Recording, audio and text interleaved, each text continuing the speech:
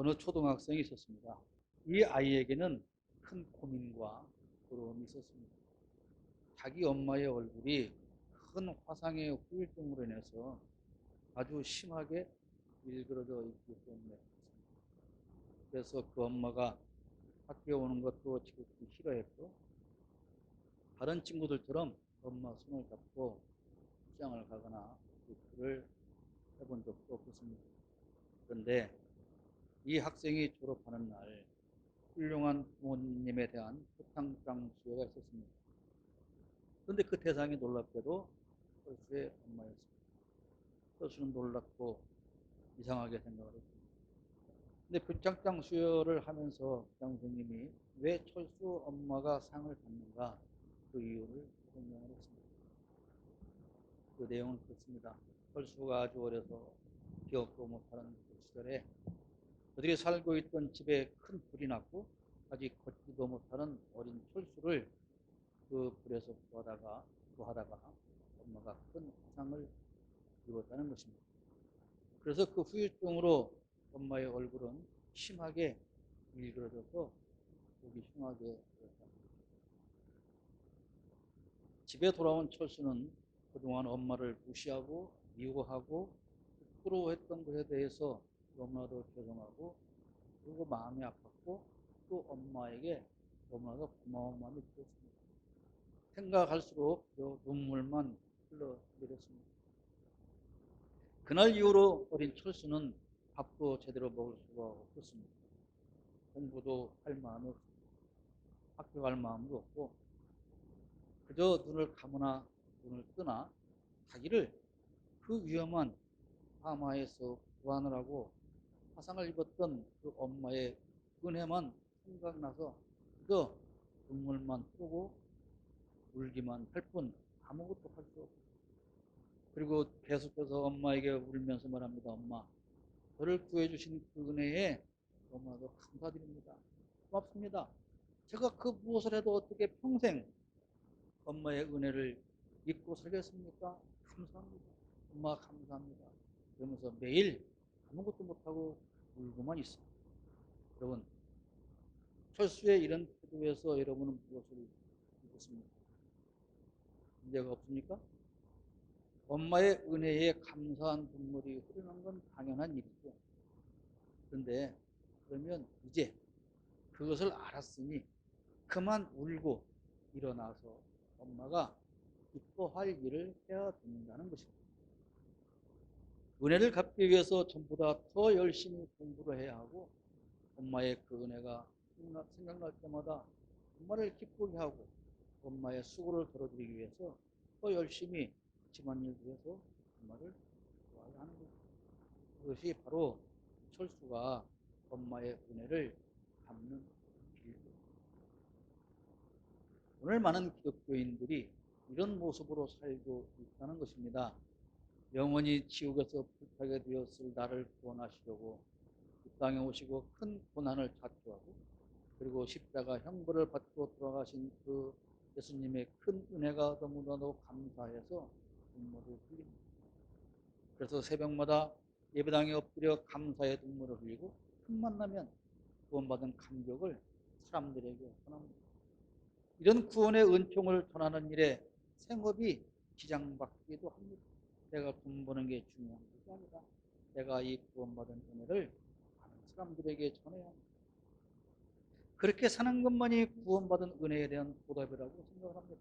그래서 늘 예수 천국 불신 지옥을 입에 달고 합니다.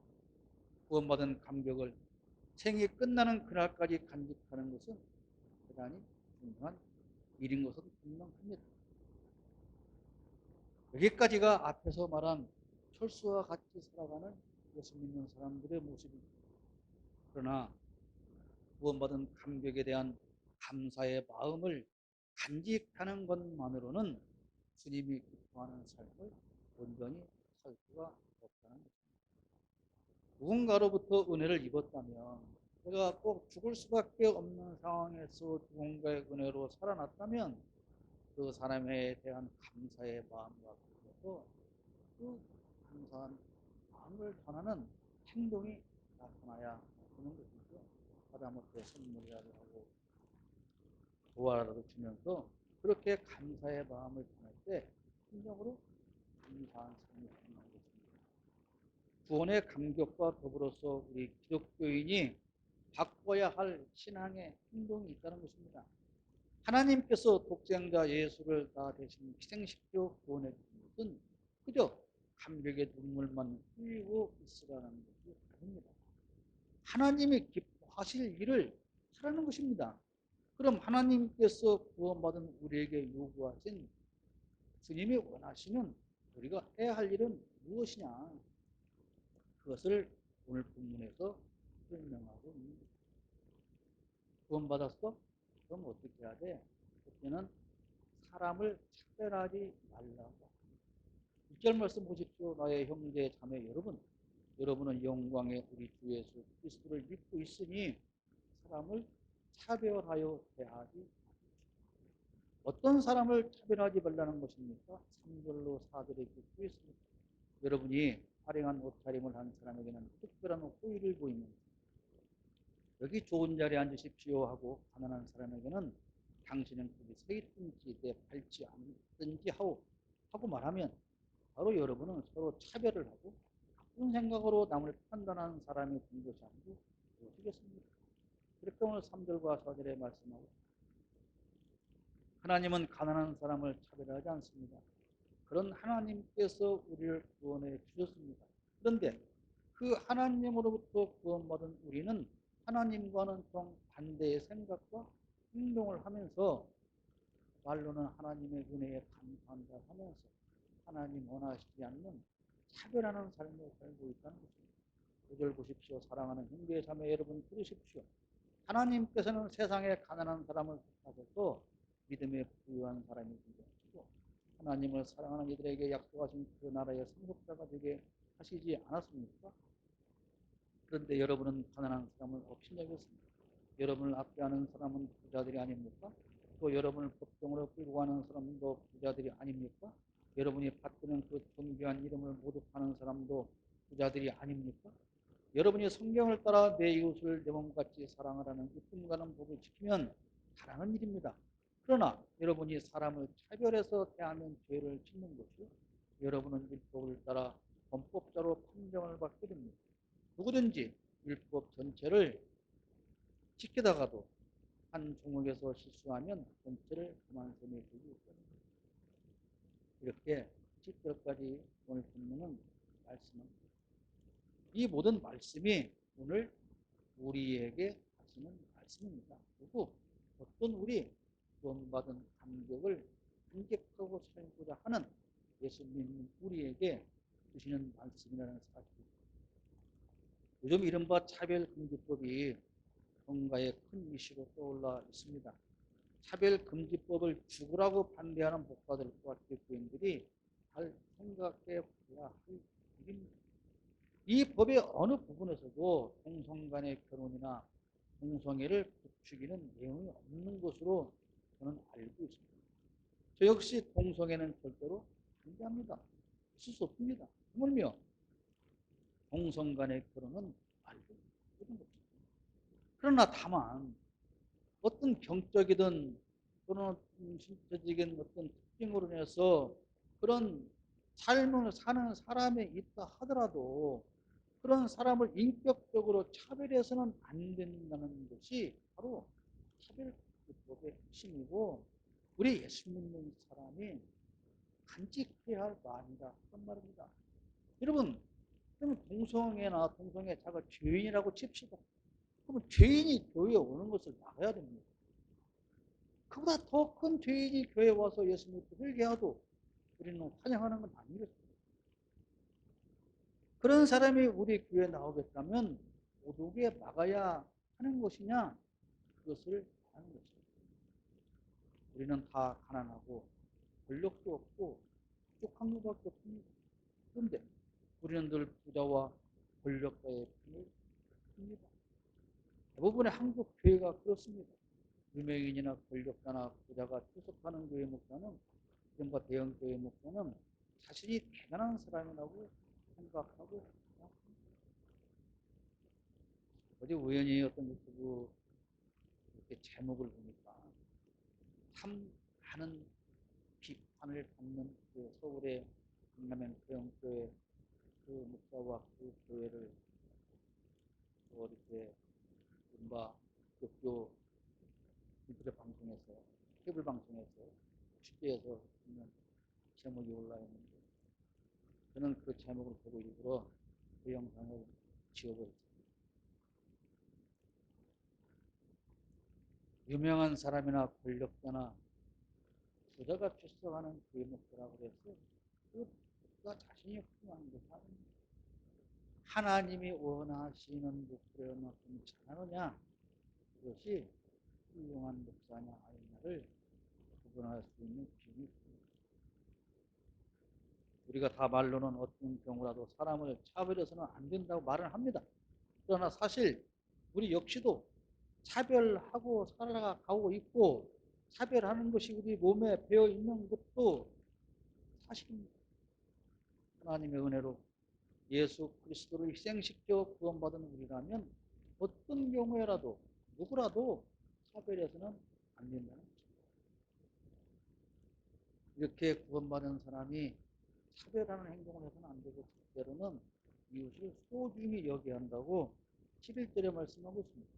간음하지 말라 하신 분이 또한 살인하지 말라고 말씀하셨습니다. 어떤 사람이 간음은 하지 않는다고 하더라도 살인을 하면 결국 그 사람은 율법을 범하는 것입니다. 이 두 계명의 핵심은 이웃을 소중히 여기고 남의 것을 탐내지 말고 사랑하라는 것입니다. 어디까지가 간음이고 어디서부터 살인이냐 그런 것을 따지려고 하는 말이 아닙니다.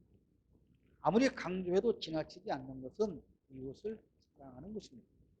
사랑의 범위에는 남의 것을 욕심내지 않는 것을 포함합니다.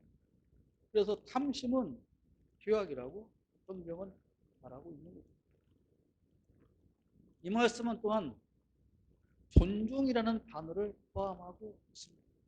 이웃을 사랑해야 한다는 그 말씀 안에는 이웃을 존중해라 이 말을 담고 있다는 것입니다.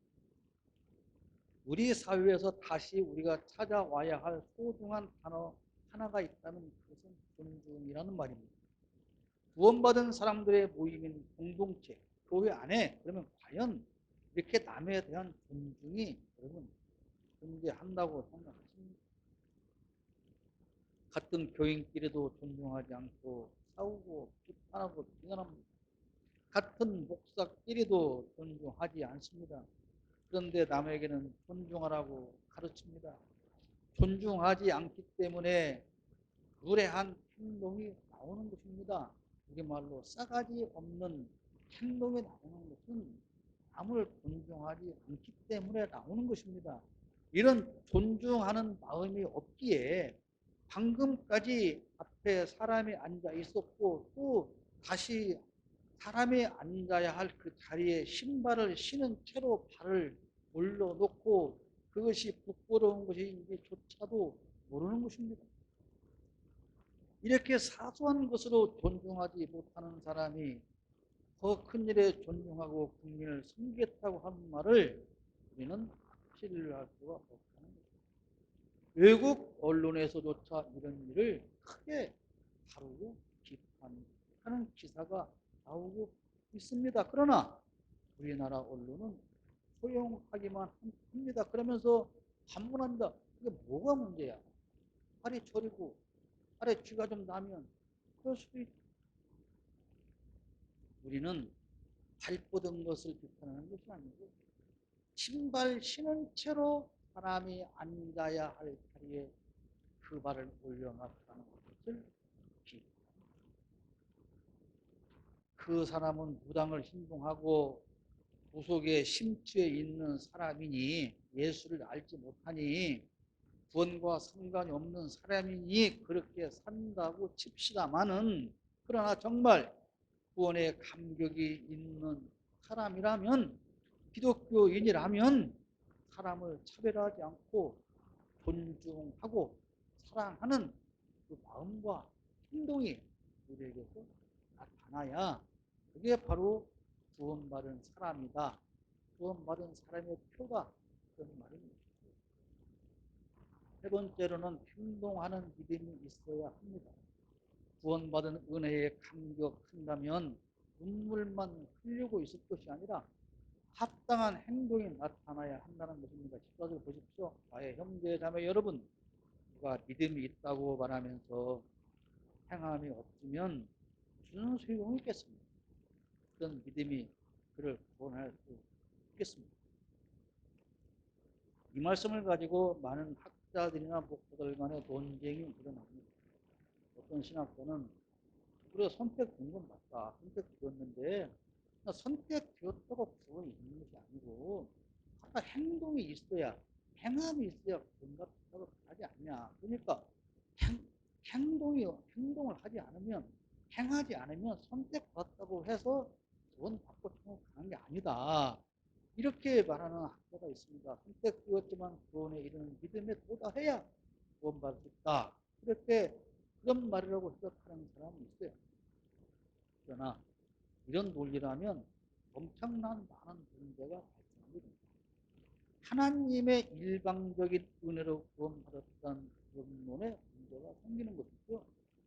무조건적으로 하나님의 선택에서 구원하셨다라고 하는 말에도 문제가 생기는 것입니다. 이렇게 되면 하나님의 선택과 나의 노력이 합해야만 구원을 받는다라는 결론이 만들어지기 때문에 그러면 하나님은 전능하신 분이냐? 그 말에도 질문이 생기게 되는 것이죠. 그러면 여기에 행함이 무엇이냐? 이렇게 물어볼 때 예정론을 주장하는 예정론자들이 자신 있게 답을 내놓지 못하는 경우가 많이 있습니다. 결국 그래요. 그렇지? 선택했지. 그렇지. 그럼 행함이 없어도 간다고요? 그러니까 그게 이렇게 대답을 못해요. 그런데 여기 행함이 무엇이냐? 이것은 아주 명백한 답을 우리가 쓸 수 있어요. 이 말이에요. 여기 오늘 이 말씀은 이런 말입니다. 네가 아무리 구원받고 예수 잘 믿고 은혜 받고 했다고 주장해도 너에게는 행함이 없잖아.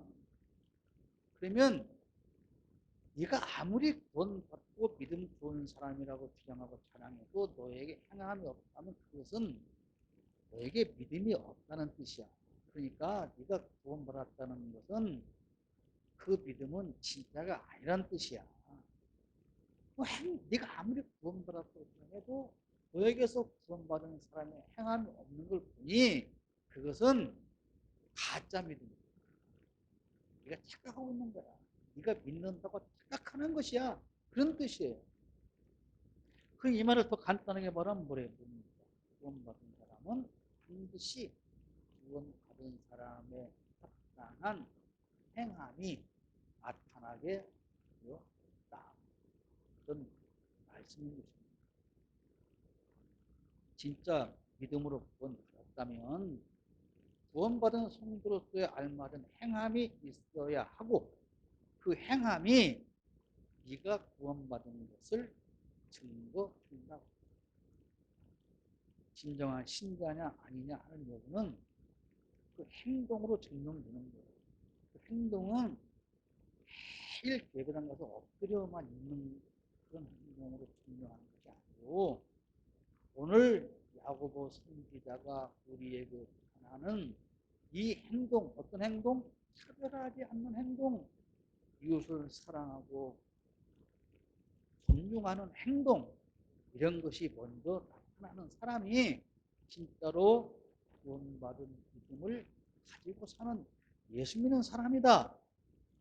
그런 믿음이 없으면 그러니까 그 믿음은 마치 죽은 거와 똑같다. 그 말씀이 17절 말씀이에요. 이와 같이 믿음의 행함이 따르지 않으면 그 자체만으로는 죽은 것입니다. 말하고 있는 거예요. 그러니까 얼마큼 잘 믿고 믿음 좋은 사람이면 그것은 얼마나 많은 시간을 기도했냐, 얼마나 많은 시간을 금식했냐, 성경을 얼마나 많이 암송하냐, 그거보다는 얼마만큼 많은 이웃을 사랑하고 사람을 차별하지 않고 존중하느냐, 그것으로 증명된다 그런 말입니다. 다시 그것을 15절 16절 오늘 말씀에 설명하고 있는 거예요. 어떤 형제나 자매가 헐벗고 날 먹을 것 쫓아왔는데 여러분 가운데서 누가 그들에게 말하기를 평안히 가서 몸을 따뜻하게 하고 배부르게 먹으십시오 하면서 말만 하고 몸에 필요한 것들을 주지 않는다 하면 무슨 소용이 없습니다. 길을 가는데 노숙자가 있어요. 지금 추위에 벌벌 떨고 등줄이 있어요. 거기서 사랑하는 형제님 저를 보세요. 예수 믿으십시오. 나처럼 예수 믿고 구원받아야 합니다. 그러면 천국에 갈 수 있습니다. 지금 당장 예수 믿고 구원받으세요. 그 말이 그에게 무슨 소용이 있냐 그런 말입니다. 믿음의 행위는 필요한 것을 주는 것입니다. 그 노숙자에게 필요한 것은 오늘 지금 당장 예수 믿고 그가 그에게 또 필요한 것은 수혜를 감싸줄 수 있는 따뜻한 한 절입니다. 배고픔을 달랠 수 있는 밥한끼가 지금 그에게 필요한 거예요. 구원 받는 건 그 다음 문제죠. 진정으로 구원받은 은혜에 감격하며 사는 사람은 늘 누군가에게 필요한 것을 주는 사람입니다. 그러니까 늘 울며 불며 어메이징 그레이스를 하루에 불러대고 눈물을 짜내도 이웃에 관한 관심조차 갖지 않고 산다면 그 사람은 제대로 된 믿음이 없는 사람이고 가짜 예수 믿는 사람이다. 그런 사람들이 너무나도 많다. 서론에서 예로 든 어린 철수가 그날 이후로 늘 울며 불며 엄마 감사합니다. 엄마 감사합니다만 중얼거린다면 엄마가 뭐라고 그랬어요? 아이고 알았어 지겨워 죽겠네. 알았다니까. 그러니까 이제 공부 좀 해라. 그리고 엄마 힘든 거 좀 해주라. 그러지 않겠냐고. 오늘 하나님께서 이 야고보서를 통해서 우리에게 주신 말씀을 서로 하시는 거. 그래. 그러니까 구원받은 것에 대해서 알아. 그래서 기도도 하고 헌금도 하고 봉사도 하는 거 알아 아는데. 그러니까 나가서 필요한 사람에게 무엇이 필요한가 생각하면 주고 사람을 차별하지 말고 사랑하며 살아봐. 그러면 구원받은 것은 중요하지 않냐? 그 말이 아니죠. 처음 교회에 나온 초신자에게 필요한 것은 구원의 과정을 설명하는 교육이 있어야 됩니다. 당신이 어떻게 구원받았는가? 그걸 분명히 알려줘야 돼. 그걸 모르면 마치 철없는 어린 철수가 엄마가 왜 그런 흉한 얼굴을 가지고 살게 됐는가 이유를 물을 때 어떻게 해서 엄마를 부끄러워 했잖아요. 마찬가지로 내가 구원받은 것을 알지 못하면 교회 다니면 풀을 안 내려고 애를 쓰지요. 부끄러워하니까. 그러나 구원의 과정을 알게 된 다음에는 성도로서의 가치관과 행동을 가르치고 강조해야 합니다. 구원받은 거야. 그러면은 그러니까 이제부터 이렇게 살아야 됩니다. 그걸 강조해야 되는 거예요. 근데 수십 년 동안 교회를 다니는데 수십 년 동안 설교를 듣는데 나는 보수주의 목사입니다. 그러면서 매 설교 시간마다 여러분은 이렇게 하나님께서 여러분을 선택하시고 그 하나님께서 예수를 통해서 그분께서 십자가에 달리셨다 이러면 사랑하였습니다. 그것만 수십 년 동안 강단에서 주야 장청 외쳐대고 있어요. 교인들이 뭐라 그래? 우리 교회는 사랑이 이런 명절날 동생 생일날 갈때 우리가 좀 산에 앉아서 밥을 맛있게 먹는데 아버지가 그러십니다. 너희들이 어떻게 변하느냐 내 아빠가 그렇게 때마다 이러고 이렇게 해왔는데 어떻게 하다가 엄마도 이렇게 만났어. 엄마 아빠가 너무 불타는 사랑이 있어서 우리가 첫눈에 반해서 결혼하게 됐고 너희가 사랑으로 태어났단다. 아니야. 다음에 또 추석날 나 똑같은 얘기를 합니다. 애들은 말이야 내 말 잘 들어봐. 내가 애들을 낳게 된 데는 아빠가 엄마를 키운다고 엄마가 그렇게 안 해서 애들을 태어난 거야. 알았어?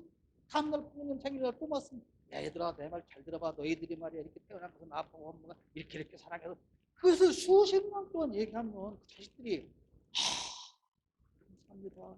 아버지 감사합니다. 그러겠냐고요. 하고 저 지겨운 얘기 또 하네 또 하네. 그러니까 어쩌라는 거예요. 그렇게 아빠와 엄마가 만나서 사랑을 하고 너희들이 태어나게 되었으니 너희들은 앞으로 어떻게 살아야 되는가를 가르쳐야 되는 거예요. 그 보수, 누가 얘기했지만 보수는 과거부터 지금까지 새로운 것 보니까 그게 옳은 거예요. 그게 옳은 거. 그러니까 그 옳은 것을 훼손시키지 말고 끝까지 잘 지켜가야 한다고 하는 것이 보수입니다. 진보는 뭐예요? 그래, 옛날부터 쭉 살펴온 걸 보니까 이건 잘못됐네. 이거 좀 더 나은 것으로 고쳐야 되겠네. 그것이 진보예요. 그럼 보수와 진보가 다른 게 아니에요. 다른 게 아닙니다. 보수가 보니까 그거 잘못됐구나. 그러면 그것을 더 나게 고치는 것이 그 개혁이에요. 그럼 우리가 말하는 보수는 그건 보수가 아니고 수구예요. 수구, 꼴통. 아무리 틀렸다고 해도 아니야. 그걸 고치 마. 그건 수구지, 그게 보수가. 그러니까 착각하고 있어요. 그래서 보수와 진정한 진보는 결국은 만나게 되는 겁니다. 그걸 붙잡고 싸우자는 것이. 성도라면 구원의 과정이나 소정에 대해서 정확하게 알아야 됩니다. 그걸 정확히 알아야 되면 가장 중요한 거예요. 그것은 대단히 중요한 일입니다. 맞습니다. 내 하나님에 대해서, 예수 그리스도에 대해서, 나에 대해서 알게 되고 천국 백성으로서의 신분을 알게 되고 소망을 품게 되는 겁니다. 그렇습니다. 우리는 전능하신 하나님의 무조건적인 선택 때문에 결국 예수님의 보혈로 인해서 구원받았습니다. 그 감격은 그 어떤 것으로도 지우지 못하고 그 어떤 것으로도 갚을 수 없는 건 확실한 진리요 진실입니다. 그런데 말이죠. 그러니까 그렇게 해서 구원받았으니까 무죄부터 무엇을 어쩌라는 겁니까? 그렇게 구원받은 감격이 넘치니까 도대체 어쩌라는 겁니까? 뭘 어떻게 하고 살라는 겁니까? 늘 찬송가만 부르고 눈물만 닦고 있는 것입니까? 자기만 잘 먹고 잘 살기 위해서 늘 엎드려 보며 빌고 있으라는 말입니까? 그렇게 날 대신해서 예수께서 돌아가시고 나는 대신 영생을 얻었으니 이제 일어나서 이웃을 사랑하고 그 사랑을 실천하라 그 말인 것입니다. 그러지 않는다면 그것은 다 죽은 것과 같은 거짓 믿음이다. 구원받은 여러분, 그렇습니다. 할렐루야. 우리는 구원받은 하나님의 백성입니다. 그렇기 때문에 이제 일어나야 하는 것입니다. 그래서 누구도 차별하지 않고 사람을 존중하고 이웃을 사랑하고 그 이웃에게 필요한 것을 주는 그런 행함이 있는 그런 살아있는 믿음을 보유해야 한다는 사실. 구원받은 것에 대한 감격은 이웃에 대한 사랑을 실천하는 행동으로 증명되어야 합니다. 내가 아무리 나는 믿음이 좋은 사람이야 해도 그것으로 증명되지 않습니다. 그게 바로 예수 믿는 사람의 참된 모습입니다. 아무리 구원을 노래해도 사랑을 실천하는 모습이 없다면 그것은 아무 소용이 없는 가짜 믿음. 사랑하는 여러분, 구원받은 여러분, 구원받은 우리는 그러니까 이제 일어났습니다. 우리의 믿음 있는 것을 우리의 행동으로 보여주면서 살고 그래서 세상을 변화시키는 저와 여러분 모두가 되시기를 주님의 이름으로